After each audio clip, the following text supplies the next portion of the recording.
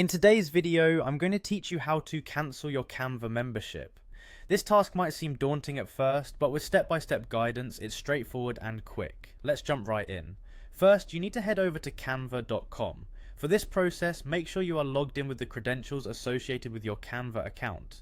You can find the login button easily at the top right corner of the homepage. Once you've clicked the button, you'll see multiple options to log in. You can either enter your email and password, or if you prefer a quicker access method, use your Google or Facebook accounts. Choose whichever is most convenient for you. After successfully logging in, you should arrive at the Canva home screen. Look towards the upper right corner of the screen again. You're searching for the settings gear icon.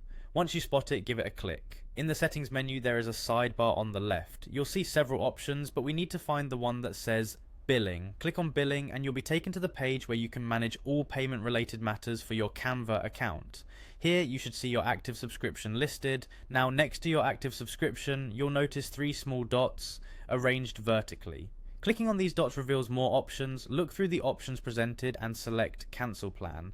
After choosing to cancel, Canva will most likely prompt you to confirm your decision a few times, as well as ask for a reason for cancellation. This may be an optional step, but it helps Canva improve their services, so feel free to provide truthful feedback. Make sure to carefully follow all prompts until you reach the confirmation of the cancellation.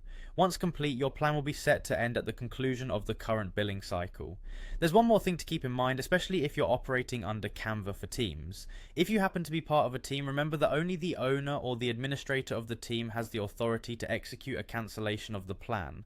If you're not the admin, you'd need to contact the person who manages your team's Canva account for further assistance. And there you have it, you've now cancelled your Canva subscription. Hopefully you found this tutorial helpful and it made the process a lot clearer for you. If you have any questions or need further assistance, don't hesitate to reach out to Canva's support team. Thank you for watching and see you in the next video.